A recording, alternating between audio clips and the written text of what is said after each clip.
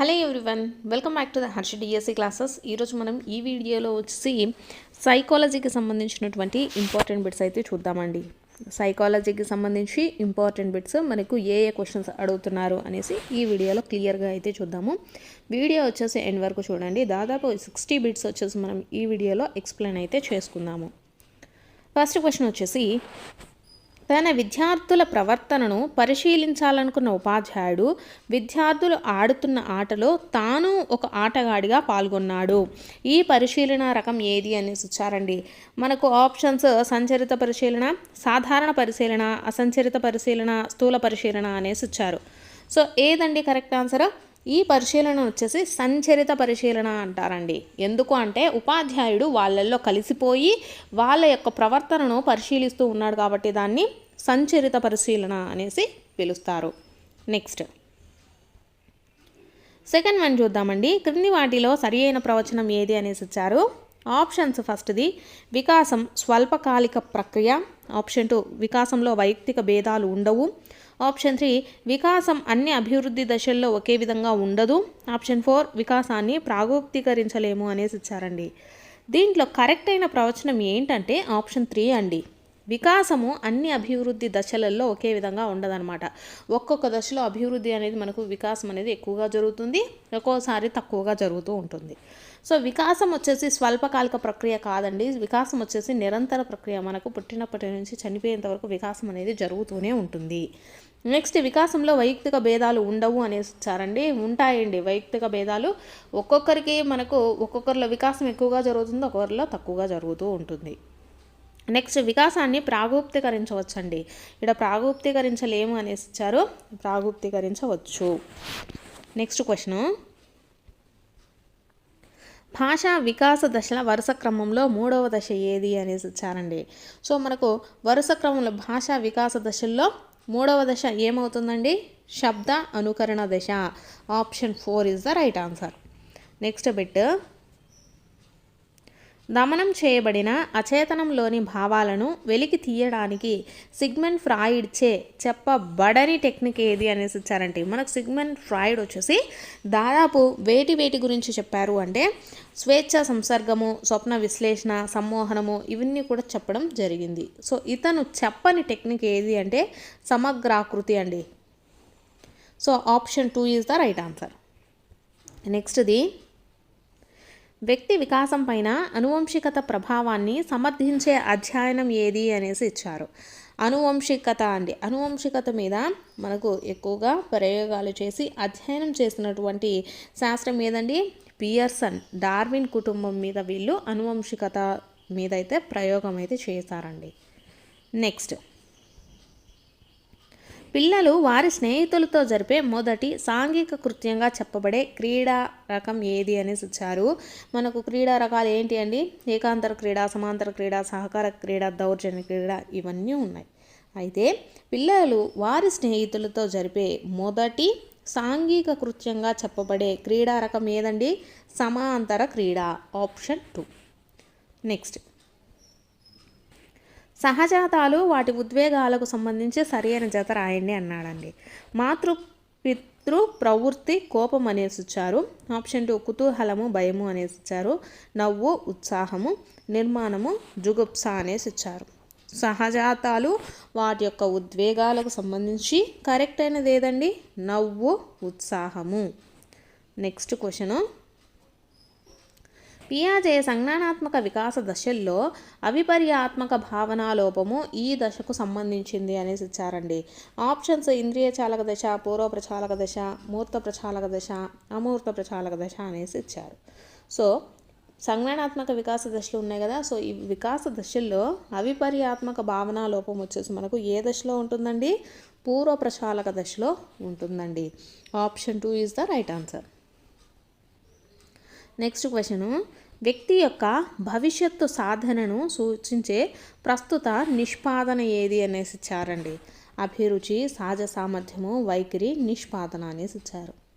వ్యక్తి యొక్క భవిష్యత్తు సాధనను సూచించే ప్రస్తుత నిష్పాదన అంటే భవిష్యత్తులో అతను ఏమి చేయగలడు, అతను ఏమి సాధించగలడు అనేది మనము ఇప్పుడే ఒక అంచనాను వేస్తాము. సో వేటి ద్వారా అంచనా వేస్తాము? అతని యొక్క సహజ సామర్థ్యాల ద్వారా అండి. Option 2 is the right answer. Next question, శిక్షలు తప్పించుకోవటానికి విధేయత దశ క్రింది కోల్బర్గ్ నైతిక వికాస స్థాయికి చెందును అనేసి ఇచ్చారండి. మనకు శిక్ష విధేయత అనేది ఏ దశలో ఏ స్థాయిలో కనిపిస్తూ ఉంటుందండి?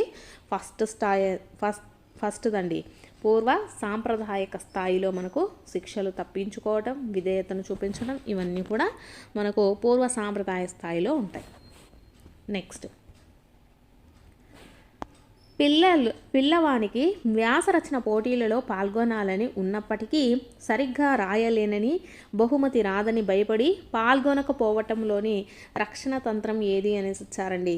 ఇక్కడ మనకు రక్షణ తంత్రాల్లో ప్రతిగమనము, తదాత్మీకరణము, ప్రక్షేపణము, ఉపసంహరణ అనేసి ఇచ్చారు. సో కరెక్ట్ ఆన్సర్ ఏమవుతుందండి? ఇది ఉపసంహరణ అనేసి చెప్తాము. ఎందుకంటే మనకు ఇంట్రెస్ట్ ఉన్నప్పటికీ మనకు రాదులే అని దాని నుంచి విరమించుకోవటాన్ని ఏమంటాము? ఉపసంహరణ అనేసి చెప్తాం. So option 4 is the right answer. Next bit, ప్రమీలకు ప్రభుత్వ రెసిడెన్షియల్ కళాశాలలో సీటు వచ్చింది. ఆ కళాశాల అంటే ఆమెకు ఇష్టము, కానీ హాస్టల్లో ఉండడం అంటే ఆమెకు అయిష్టము. ఈ సంఘర్షణ ఏది అనేసి ఇచ్చారు. సో ఆమెకు కళాశాలలో సీటు వచ్చింది, ఆ కళాశాల అంటే ఆమెకు ఇష్టము, అలాగే కానీ హాస్టల్లో ఉండడం అంటే అయిష్టము. సో మనకు ఇదేమవుతుందండి? ఇది ఉపగమ అవుతుంది, ఇది పరిహార అవుతుంది. కరెక్ట్ ఆన్సర్ ఏంటండి? ఉపగమ పరిహార. నెక్స్ట్ క్వశ్చన్, క్రింది వానిలో గౌణ అవసరం ఏది అనేసి ఇచ్చారండి. ఆహారము, గుర్తింపు, నిద్ర, నీరు అనేసి ఇచ్చారు. మనకు వీటిల్లో గౌణ అవసరం ఏమవుతుంది? గుర్తింపు అనేది గౌణ అవసరము. ఆహారము, నిద్ర, నీరు ఈ మూడు కూడా మనకు ప్రాథమిక అవసరాలు అవుతాయి. నెక్స్ట్ క్వశ్చన్, సంసిద్ధత నియమము, అభ్యాసన నియమము, ఫలిత నియమాలు క్రింది సిద్ధాంతం యొక్క ఫలితము అనేసి ఇచ్చారండి. సో మనకు అభ్యాసన సిద్ధాంతాలు ఉన్నాయి కదా, వాటిల్లో మనకు ఈ సంసిద్ధత నియమము, అలాగే అభ్యాసన నియమం, ఫలిత నియమాలు ఉంటాయి అనేసి ఇచ్చారు. సో మనకు దేంట్లో కనిపిస్తాయండి? ఇవన్నీ యత్న దోష అభ్యాసన సిద్ధాంతంలో ఉంటాయండి. So option 2 is the right answer. Next question, ఇతరుల నుండి ఏమీ ఆశించకుండా స్వీయ ప్రమాణాలను పొందడానికి ఉద్దేశింపబడిన పునర్భరణ రకం ఏది అనేసి ఇచ్చారండి. అంటే ఇతరుల నుంచి ఏమీ ఆశించకుండా స్వీయ ప్రమాణాలు అంటే తనకై తాను పునర్భరణం తెచ్చుకునేటటువంటి రకాన్ని ఏమంటారండి? స్వీయ పునర్భరణం అనేసి చెప్తాము. Option 3 is the right answer. Next, అది ఈ స్మృతి రకంలో విషయము ఎక్కువ కాలం గుర్తుంచుకోవడం జరుగుతుంది అనేసి ఇచ్చారు. ఆప్షన్స్ ఫస్ట్ది బట్టి స్మృతి, స్వల్పకాలిక స్మృతి, నిష్క్రియాత్మక స్మృతి, క్రియాత్మక స్మృతి అనేసి ఇచ్చారండి. సో బట్టి స్మృతిలో మనకి ఎక్కువ కాలం నిల్వ ఉండదు, స్వల్పకాలికంలో కూడా ఉండదు. నెక్స్ట్ చూసుకున్నట్లయితే మనకు నిష్క్రియాత్మక స్మృతిలో అసలు గుర్తుండదండి, ఓన్లీ కొంచెం సమయమే గుర్తుంటుంది. సో దేంట్లో మనకి ఎక్కువగా ఉంటుంది? క్రియాత్మక స్మృతిలో మనకు ఎక్కువ కాలం మనం చదువుకున్నది కానీ విన్నది కానీ గుర్తుంచుకోవడం జరుగుతుంది. నెక్స్ట్, ఇప్పుడు చూస్తున్న పరిస్థితి ముందెన్నడూ చూడకపోయినా చూసినట్లుగా అనుభూతి కలగటాన్ని ఏమని పిలుస్తారు అనేసి ఇచ్చారండి. అంటే మనం ఏదైనా ఒక వస్తువు కానీ లేకపోతే ఒక మనిషిని కానీ ఇంతకుముందు ఎప్పుడూ చూడలేదు, కానీ ఇప్పుడు చూస్తే ఎలా ఉంటుంది? ఇతన్ని నేను ఎక్కడో చూశానే అనేటటువంటి భావన కలుగుతుంది. సో ఆ భావనను ఏమంటారండి? డేజావు అంటారు. So option 3 is the right answer. Next question, క్రింది వానిలో స్మృతిని పెంచేది ఏది అనేసి ఇచ్చారండి. ఆప్షన్ ఫస్ట్ దమనము అనేసి ఇచ్చారు. దమనము అంటే ఏంటంటే మర్చిపోవడము, అనుపయోగం అంటే మనము చిన్నప్పుడు నేర్చుకున్న పదాలు ఇప్పుడు మళ్ళీ నేర్చుకోవాల్సిన అవసరం ఉండదు, అలాగే వాటి యొక్క అవసరం కూడా ఉండదు, దాన్ని అనుపయోగం అంటాము. అవరోధం అంటే మనకి ఏమైనా యాక్సిడెంట్స్ జరగడం వల్ల ఏమైనా మర్చిపోతాం కదా, దాన్ని అవరోధం అంటాము. సో స్మృతిని పెంచేది ఏంటండి? ప్రేరణ స్మృతిని పెంచేది. నెక్స్ట్,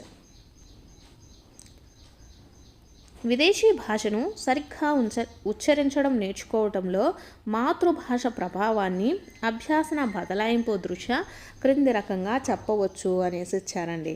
సో ఆప్షన్స్ ఫస్ట్ది అనుకూల బదలాయింపు, ప్రతికూల బదలాయింపు, ద్విభాష బదలాయింపు, శూన్య బదలాయింపు అనేసి ఇచ్చారు.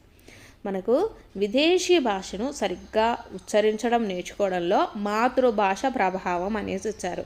సో మనకు తెలుగు అనేది చాలా బాగొచ్చండి, కానీ ఇంగ్లీష్ మాట్లాడాలి అంటే మనకు తెలుగు భాష అనేది ఉపయోగపడదండి. సో ఇంగ్లీష్ అనేది మనం సపరేట్గా ఇంగ్లీష్ వర్డ్స్ నేర్చుకొని ఇంగ్లీష్ అనేది మనము సపరేట్గా నేర్చుకోవాల్సి ఉంటుంది. దీంట్లో ఎటువంటి అభ్యాసన బదలాయింపు అనేది జరగదు.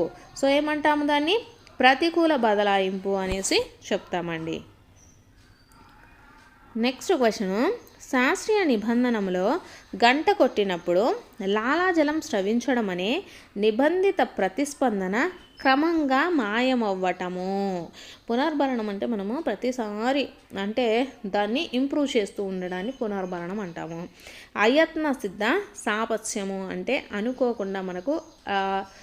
అనుకోకుండా ఆ సిచ్యువేషన్ వచ్చినప్పుడు మనకు దాన్ని రియాక్ట్ అయితే అయత్న సిద్ధ సాపత్స్యం అంటాము.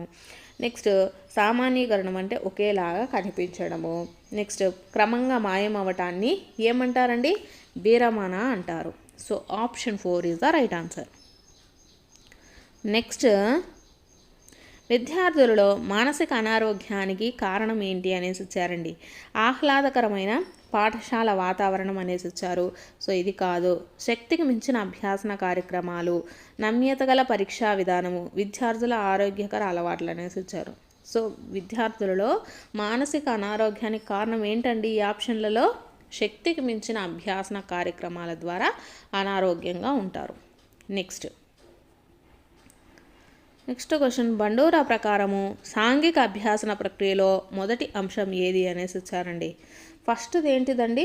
బండోరా అభ్యాసన ప్రక్రియలలో మొదటి అంశం వచ్చేసి అవధానము. Option 3 is the right answer. Next question, క్రింది వాటిలో ఒకటి బ్రూనర్ బోధనా సిద్ధాంతానికి సంబంధించినది అనేసి ఇచ్చారండి. సో సన్నద్ధత, విశ్లేషణ, విషయ నిర్మాణము, వరుసక్రమం అనేసి ఇచ్చారు. బ్రూనర్ బోధనా సిద్ధాంతంలో మనకు లేనిది ఏంటండి? విశ్లేషణ అండి. ఉన్నాయి ఏంటి అంటే సన్నద్ధత, విషయ నిర్మాణము, వరుసక్రమం, ఇవన్నీ కూడా ఉన్నాయి. నెక్స్ట్ క్వశ్చన్, ఒక ప్రాథమిక పాఠశాలలో 151 మంది పిల్లలు ఉన్నారు. విద్యా హక్కు చట్టం 2009 ప్రకారము ఆ పాఠశాలలో ఉండవలసిన ఉపాధ్యాయుల సంఖ్య ఎంత అనేసి ఇచ్చారండి. మొత్తము 151 మంది పిల్లలు ఉన్నట్లయితే ఎంతమంది ఉండాలండి? దాంట్లో మనకు 5 ఉపాధ్యాయులు ఉండాలండి, ప్రాథమిక ఉపాధ్యాయులు, అలాగే ఒక ప్రధాన ఉపాధ్యాయుడు కూడా ఉండాలండి. So option 4 is the right answer. 151 మంది పిల్లలు ఉన్నట్లయితే మొత్తం ఎంతమంది ఉపాధ్యాయులు ఉండాలి? 5 ప్రాథమిక ఉపాధ్యాయులు ఉండాలి, అలాగే ఒక హెచ్ఎం అనేటటువంటి అతను ఉండాలి. నెక్స్ట్, ఎన్సిఎఫ్ 2005 ప్రకారము పిల్లలకు భౌతికంగా అసౌకర్యం కలిగించగల సాధారణ అంశం ఏది అనేసి ఇచ్చారండి. ఆప్షన్స్ ఫస్ట్ది సంరక్షించే పాఠశాల సిబ్బంది అనేసి ఇచ్చారు. ఇది కాదు. నెక్స్ట్, సమీపంలో పాఠశాల అనేసి ఇచ్చారు. ఇది కాదు. సౌకర్యవంతమైన టాయిలెట్లు అనేసి ఇచ్చారు. ఇది కూడా కాదు. సో కరెక్ట్ ఆన్సర్ ఏమవుతుందండి? బరువైన పుస్తకాల సంచులు అనేటి అసౌకర్యం కలిగించగల సాధారణ అంశం. నెక్స్ట్ క్వశ్చన్, ఈ నాయకత్వ శైలి నందు నాయకుడు నామమాత్రంగా ఉంటాడు. సభ్యులు పూర్తి స్వేచ్ఛను కలిగి ఉండి తుది నిర్ణయాలు తమకు తామే తీసుకుంటారు అనేసి వచ్చారండి. ఇవి నాయకత్వ శైలికి సంబంధించినవి అన్నమాట. నాయకుడు నామమాత్రంగా ఉంటాడనమాట. సభ్యులకు పూర్తి స్వేచ్ఛ కలిగి ఉండి సభ్యులే తుది నిర్ణయాలు తీసుకోవడం జరుగుతుంది. అలాంటప్పుడు ఈ నాయకత్వ శైలి ఏమవుతుందండి? జోక్యరహిత అవుతుంది. So option 3 is the right answer. Next question, curl Rogers చే ప్రతిపాదించబడిన మంత్రణ విధానం ఏది అనేసి చెప్పారండి. మనకు మంత్రణాలు ఉన్నాయి కదా, ఇవన్నీ కూడా మనకు మంత్రణాలకు సంబంధించింది. దీంట్లో కార్ల్ రోజర్స్ ప్రతిపాదించిన మంత్రణం వచ్చేసి అనిర్దేశిక మంత్రణం అండి. నెక్స్ట్ క్వశ్చన్, క్రింది వానిలో విద్య నేర్వగల మానసిక వికలాంగులు ఎవరు అనేసి ఇచ్చారండి. సో ఇక్కడ సంపూర్ణ బుద్ధిమాంద్యులు, తీవ్ర బుద్ధిమాంద్యులు, మిత బుద్ధిమాంద్యులు, స్వల్ప బుద్ధిమాంద్యులు అనేసి ఇచ్చారు. వీళ్ళల్లో మనం వచ్చేసి ఎవరికి అయితే విద్య నేర్పగలము అనేసి ఇచ్చారండి. సో ఎవరికి? స్వల్ప బుద్ధిమాంద్యులకు విద్య అయితే కొంతవరకు నేర్పించవచ్చు. నెక్స్ట్ క్వశ్చన్, క్రింది వానిలో బౌద్ధిక వనరు అనేసి ఇచ్చారండి. బౌద్ధిక వనరు అంటే ఇంటలెక్చువల్ రిసోర్సెస్ అండి. వీటిల్లో ఏమవుతుంది? శాస్త్రవేత్తలు వచ్చేసి మనకు బౌద్ధిక వనరు అవుతుందండి. నెక్స్ట్, నిర్మాణాత్మక మదింపునందు స్లిప్ టెస్ట్కి ఇవ్వవలసిన భారత్వం ఎంత అనేసి ఇచ్చారు. సో మనకు స్లిప్ టెస్ట్కు ఎన్ని మార్క్స్ అనేటివి ఉంటాయండి? 20 మార్క్స్కు ఉంటుందండి స్లిప్ టెస్ట్. నెక్స్ట్ క్వశ్చన్ వచ్చేసి, పరిపక్వత అంటే జన్యు సంభావ్యతతో జీవి ఆవిర్భావాన్ని తెలుపుతుంది. ఇది ముందుగా నిర్ణయించిన ప్రణాళిక మార్పులతో కూడుకున్నది అన్నవారు ఎవరు అనేసి ఇచ్చారండి. సో ఎవరండి? క్రైగ్ అండి. క్రైగ్. కరెక్ట్ ఆన్సర్ వచ్చేసి మనకు ఆప్షన్ 4. పరిపక్వత అంటే జన్యు సంభావ్యతతో జీవి ఆవిర్భావాన్ని తెలుపుతుంది. ఇది ముందుగా నిర్ణయించిన ప్రణాళిక మార్పుతో కూడుకున్నది అని చెప్పింది ఎవరు అంటే క్రైగ్. నెక్స్ట్ క్వశ్చన్, శిర పాదాభిముఖ వికాసం అంటే ఏంటి అనేసి ఇచ్చారండి. సో మనకు శిర పాదాభిముఖ వికాసము అంటే ఏదైనా సరే అది ఎక్కడి నుంచి జరుగుతుంది? అనుదైర్ఘ్య పద్ధతిలో శిరస్సు నుండి పాదాభిముఖం వరకు జరుగుతుందండి. So option 1 is the right answer. Next question, ఏకాంత క్రీడల్లో పిల్లలు అనేసి ఇచ్చారండి. ఏకాంతర క్రీడలు అంటే పిల్లలు వాళ్ళకే వాళ్ళు మాత్రమే ఆడుకుంటారు. సో కాబట్టి ఆన్సర్ ఏమవుతుంది? ఒంటరిగా ఆడుకుంటారు. నెక్స్ట్ క్వశ్చన్, పియాజే ప్రకారము పిల్లలు వస్తు స్థిరత్వ భావన నేర్చుకునే దశ ఏది అనేసి ఇచ్చారండి. వస్తు స్థిరత్వ భావన మనకు ఏ దశలో ఉంటుంది? ఇంద్రియ చాలక దశలో ఉంటుంది. ఇందాక మనము అవిపర్యాత్మక భావనా లోపము మనకు నేర్చుకున్నాం కదా. అవిపర్యాత్మక భావనా లోపము పూర్వప్రచాలక దశలో ఉంటుందండి. వస్తు స్థిరత్వ భావన అనేది దేంట్లో ఉంటుంది? ఇంద్రియ చాలక దశలో ఉంటుంది. నెక్స్ట్ క్వశ్చన్, వ్యక్తి నైతిక వికాసము అతని సంజ్ఞానాత్మక సామర్థ్యాలపై ఆధారపడి ఉంటుందని అభిప్రాయపడిన వారు ఎవరు? సో ఎవరండి? కోల్బర్గ్ అండి. Option 4 is the right answer. నెక్స్ట్ది, ఎరిక్సన్ ప్రకారము కౌమారంలో పిల్లలు ఎదుర్కొనే మనోసాంఘిక క్లిష్ట పరిస్థితి ఏది అనేసి అడిగారు. కౌమార దశలో వాళ్ళకు మనకు ఎదుర్కొనేటటువంటిది ఏంటిదండి? పాత్ర గుర్తింపు, పాత్ర సందిగ్ధత అనేటువంటి క్లిష్ట పరిస్థితిని ఎదుర్కోవడం జరుగుతుంది కౌమార దశలో. నెక్స్ట్ క్వశ్చన్, మంద నిధాన అభ్యాసకుల ప్రజ్ఞాలబ్ధి సుమారుగా ఎంత అనేసి ఇచ్చారండి. మనకు ఎంత ఉంటుందండి? దీంట్లో 70 నుంచి 89 వరకు ఉంటే ప్రజ్ఞాలబ్ధి వాళ్ళను మంద లేదా నిధాన అభ్యాసకుల యొక్క ప్రజ్ఞాలబ్ధి అనేసి చెప్పచ్చు. నెక్స్ట్ క్వశ్చన్, క్రింది వానిలో డిఫరెన్షియల్ ఆప్టిట్యూడ్ టెస్ట్ డాట్ యొక్క ఉపపరీక్ష కానిది ఏది అనేసి ఇచ్చారండి. దీంట్లో మనకు చిత్రపూరణ పరీక్ష, శాబ్దిక వివేచనము, స్థాన సంబంధాలు, యాంత్రిక వివేచనము అనేసి ఇచ్చారు. సో వీటిల్లో డాట్కి సంబంధించింది కానిది ఏదంటే చిత్రపూరణ అండి. Option 1 is the right answer. Next question, ఈ గ్రంథి యొక్క స్రావము రక్తంలోని కాల్షియం స్థాయిని నియంత్రిస్తుంది అనేసి ఇచ్చారండి. సో ఏదండి? పార్శ్వ అవటు గ్రంథి వచ్చేసి రక్తంలోని కాల్షియం స్థాయిని నియంత్రిస్తూ ఉంటుందండి. పార్శ్వ అవటు గ్రంథి. నెక్స్ట్ క్వశ్చన్, రిషి కారు కొనుక్కోవాలని ఉంది కానీ దాని నిర్వహణ గురించి భయపడుతున్నాడు. రిషిలో సంఘర్షణ ఏది అనేసి ఇవ్వడం జరిగిందండి. సో రిషికి కారు కొనుక్కోవాలని ఉంది అంటే అది ఇష్టము అనే అర్థం. దాని నిర్వహణ గురించి భయపడుతున్నాడు అంటే అది ఇష్టం లేదు అనేసి అర్థం. సో మనకు ఒకటి ఉపగమ, ఇంకొకటి పరిహార. సో కరెక్ట్ ఆన్సర్ ఏమవుతుందండి? ఆప్షన్ 3. నెక్స్ట్ క్వశ్చన్, అభిషేక్ తరగతి ఉపాధ్యాయుడు అకారణంగా దండించాడనమాట. దానితో అభిషేక్కు తన ఉపాధ్యాయునిపై కోపం వచ్చింది. కానీ అతడు తన కోపాన్ని ఇంటి వద్ద ఉన్న తమ్మునిపై చూపాడు. ఇక్కడ ఉపయోగించబడిన రక్షణ తంత్రం ఏది అనేసి ఇచ్చారండి. సో ఇక్కడ ఒకరి మీద కోపాన్ని ఇంకొకరి మీద చూపించినట్లయితే దాన్ని ఏమంటామండి మనము? విస్థాపనము అంటాము, అంటే displacement. Option 1 is the right answer. Next question, వైఖరి మాపనం చేయుటకు ఈక్వల్ అపియరింగ్ ఇంటర్వెల్ స్కేల్ను రూపొందించిన వారు ఎవరు అనేసి ఇచ్చారండి. సో ఇక్కడ ఈక్వల్ అపియరింగ్ ఇంటర్వెల్ స్కేల్ను రూపొందించింది ఎవరండి? థర్న్స్టన్ అండి, Thurstone. Option 4 is the right answer. Next question, Ramu Russian భాషను నేర్చుకున్నాడు. ఇప్పుడు అతను సైకిల్ తొక్కడం నేర్చుకోదలిచాడు. ఇక్కడ అభ్యాసన బదలాయింపు రకం అనేసి అడుగుతున్నారు. ఇక్కడ భాషను నేర్చుకోవడము, సైకిల్ నేర్చుకోవడం రెండు డిఫరెంట్ అనమాట. ఇక్కడ ఎటువంటి అభ్యాసన బదలాయింపు అనేది జరగదు. సో కాబట్టి దాన్ని ఏ బదలాయింపు అంటాము? శూన్య బదలాయింపు అనేసి చెప్తామండి. So option 3 is the right answer. Next bit, కొండ గుర్తులను ఉపయోగించడం వలన పెంపొందించేది ఏది అనేసి ఇచ్చారండి.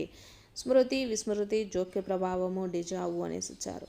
కొండ గుర్తుల ద్వారా మనము వేటిని పెంపొందించవచ్చని? స్మృతిని పెంపొందించుకోవచ్చు అనమాట. Option 1 is the right answer.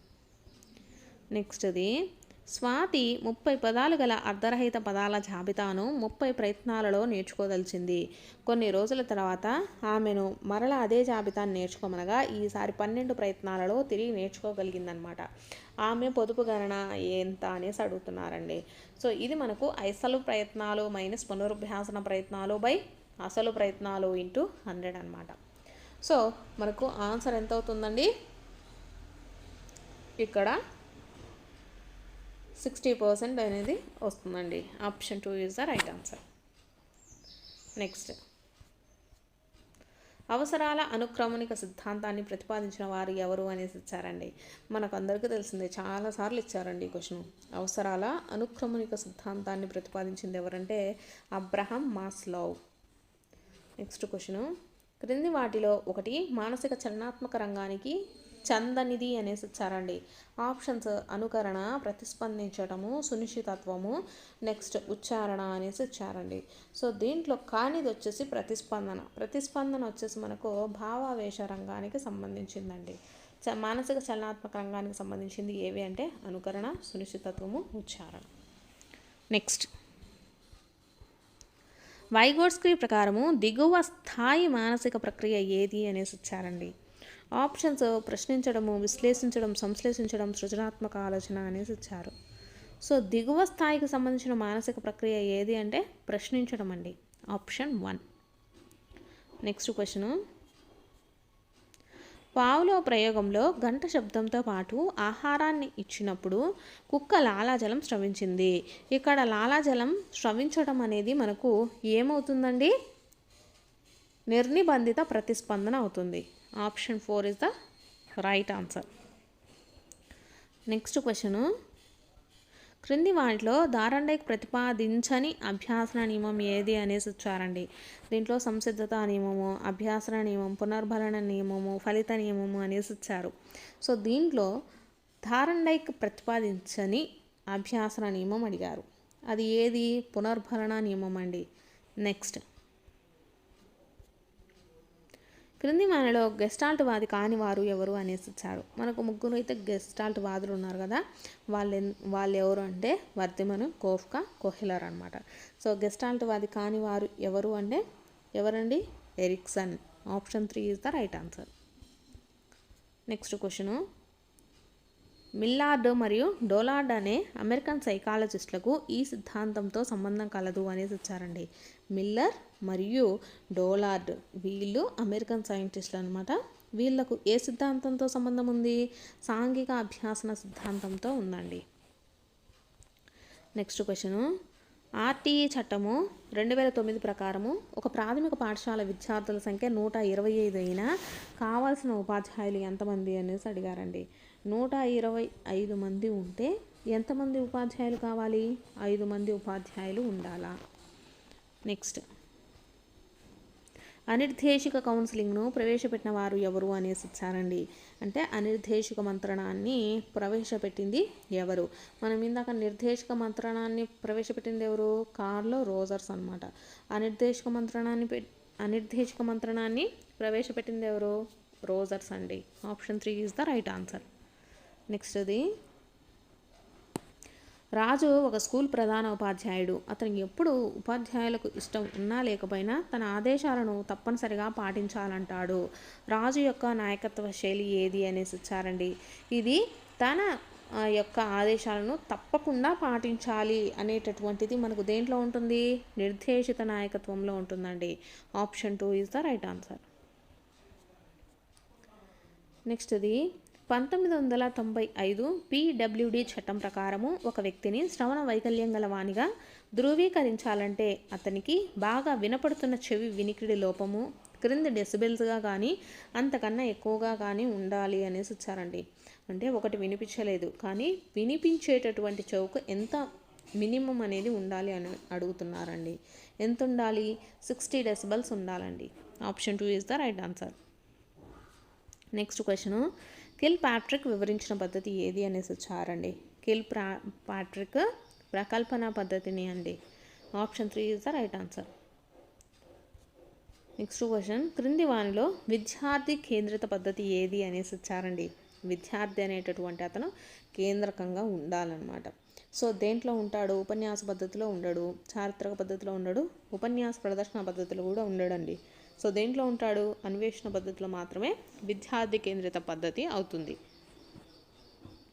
Next question, NCF 2005 ప్రకారము గణతీకరణ అంటే ఏంటి అనేసి ఇచ్చారండి. గణతీకరణ అంటే అర్థం ఏంటి? తార్కికంగా ఆలోచించటము. Option 1 is the right answer. Next question, క్రింది వాణిలో దృశ్య శ్రవణ ఉపకరణం ఏది అనేసి ఇచ్చారండి. చూడటము, వినటము. సో దేదండి?